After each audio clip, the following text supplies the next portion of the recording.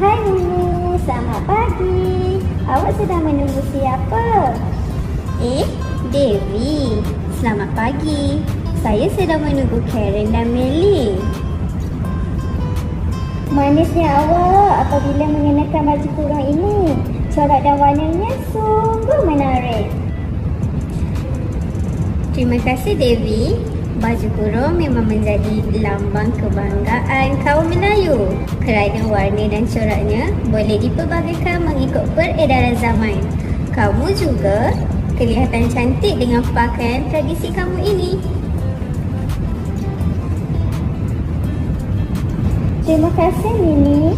Inilah pakaian sari yang dipakai oleh kaum perempuan. Sama seperti baju kurung. Sari juga boleh dipelbagaikan dengan corak dan warna mengikut citarasa si pemakai. Oh, begitu.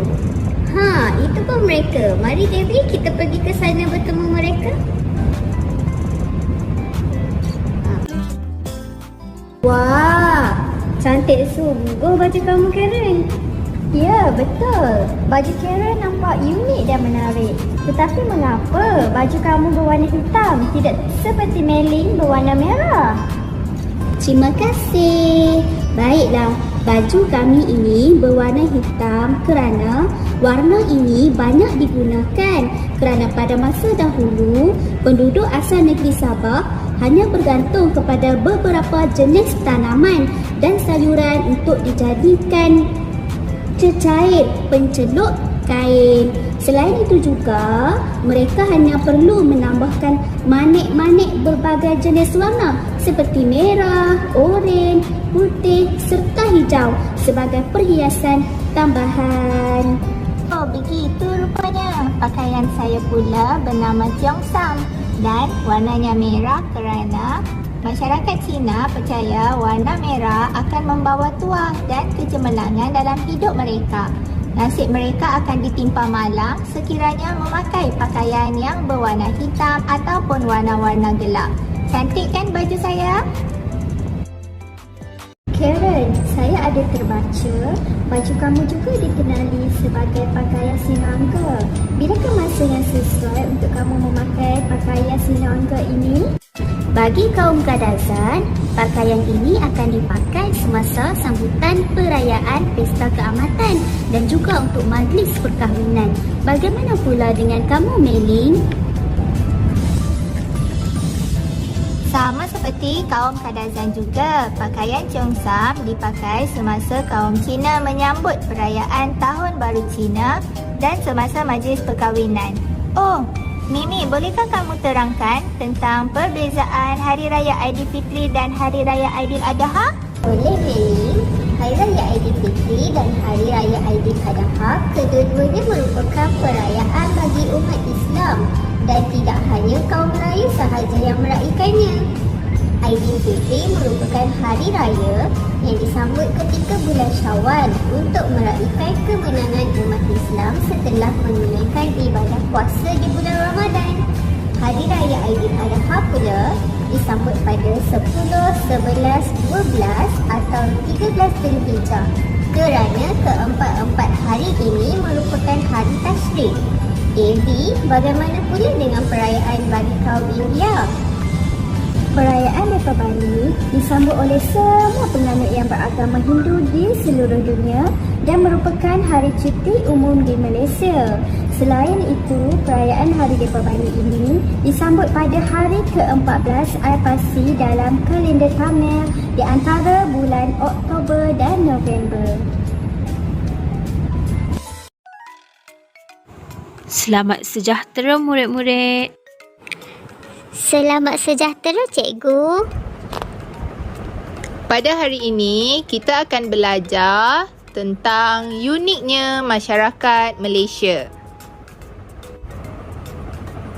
Perpaduan yang terjalin antara masyarakat Malaysia yang berbilang kaum amat kukuh.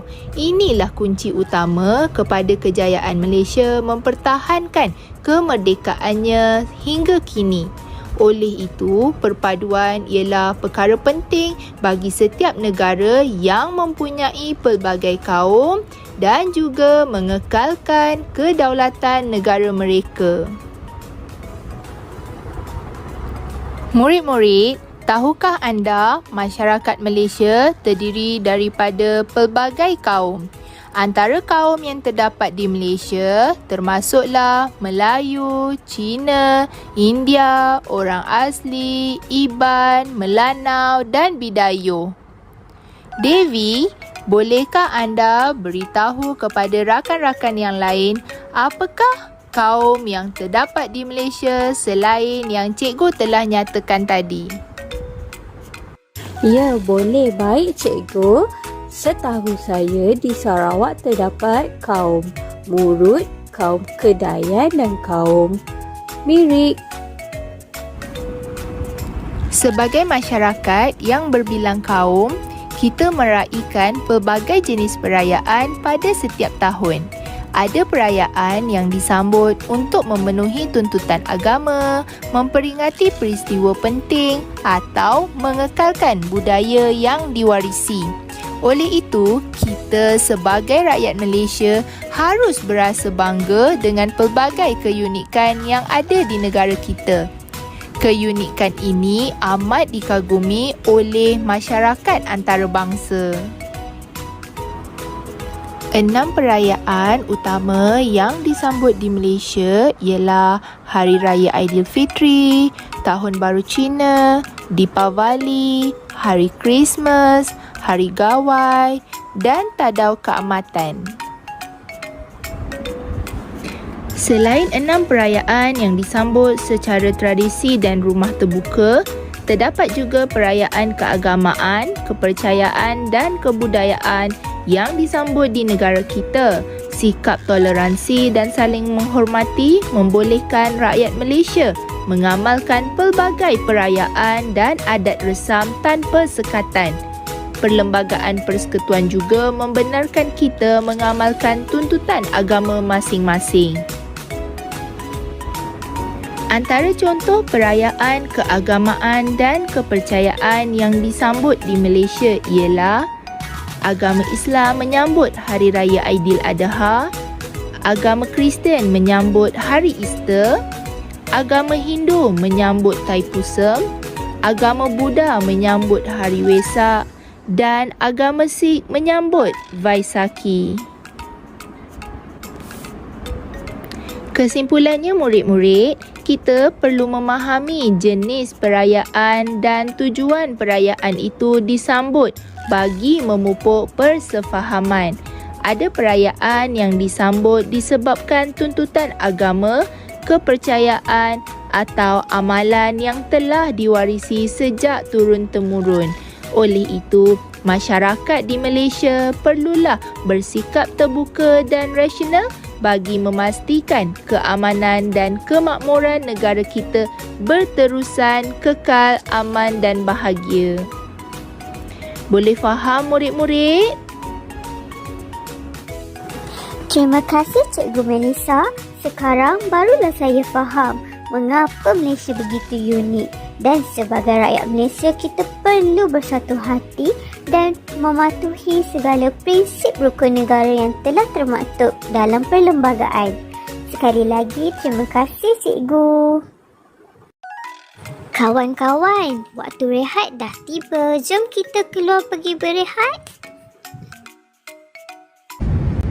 Amboi, cantiknya kamu dengan pakaian tradisi masing-masing. Kamu semua sedang berbual tentang apa? Kami sedang berbual tentang pakaian tradisi dan perayaan bagi kaum-kaum di Malaysia, cikgu. Menariknya Malaysia kerana kita semua mempunyai banyak perayaan. Bagi kaum Cina, Tahun Baru Cina disambut untuk menandakan permulaan Tahun Baru bagi kalender masyarakat Cina. Tahun Baru Cina ini melambangkan titik permulaan dalam nasib dan kehidupan. Dalam kalender masyarakat Cina, terdapat 12 ekor binatang yang menjadi simbol tahunan kepada orang Buddha. Antara binatang-binatang itu ialah anjing, khinzir, tikus, monyet, harimau, kambing, ayam, kuda, ular, naga, lembu dan anak. Kononnya dikatakan bahawa mereka yang lahir dalam tahun-tahun ini akan mewarisi sifat dan untung nasib binatang tersebut. Bagi kaum Melayu yang beragama Islam pula, kami menyambut Hari Raya sebagai satu ibadah. Dengan meraihkan Hari Raya juga, kami dapat mengeratkan hubungan antara sanak saudara, jiran tetangga dan yang paling seronok untuk menikmati makanan dan juadah Hari Raya yang sungguh enak. Saya sangat suka makan ketupat dan rendang. Bagaimana dengan juadah semasa perayaan Deepawali pula, Devi? Banyak juadah yang disediakan semasa perayaan Deepawali, antaranya manisan. Manisan adalah identiti masyarakat India. Sudah jadi tradisi turun-temurun bagi keluarga, sanak saudara dan rakan taulan untuk berkunjung sambil bertukar manisan bagi memeriahkan Deepawali. Selain itu, muruku dan idli juga antara simbol makanan bagi perayaan kaum India. Saya juga suka makan ketupat dan maruku. Sebagai rakyat Malaysia, saya berasa sungguh bangga dengan kepelbagaian kaum serta adat budaya masyarakat di negara ini. Seharusnya kita perlu menghormati budaya dan adat bagi seluruh kaum yang ada supaya kita tetap bersatu hati dan menerapkan budaya perpaduan demi kesejahteraan negara kita.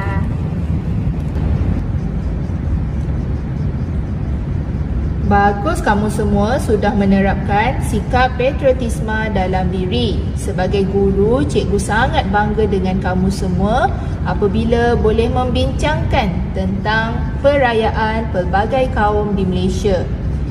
Masa tinggal beberapa minit lagi ni. Mari kita bersiap sedia untuk persembahan sebentar lagi.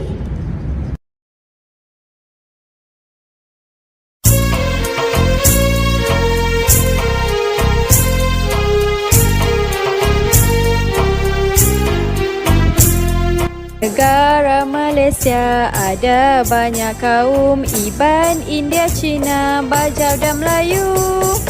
Banyak perayaan disambut meriah, kaya dengan adat warisan kita.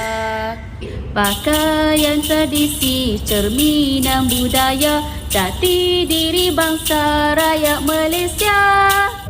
Hormat menghormati, sayang menyayangi, teras perpaduan bersatu hati.